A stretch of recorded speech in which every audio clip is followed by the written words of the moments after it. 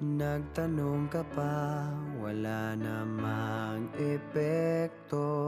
Labas-pasok sa tenga mo, kahit anong sabihin ko, wag na tayo magsayang pa ng laway.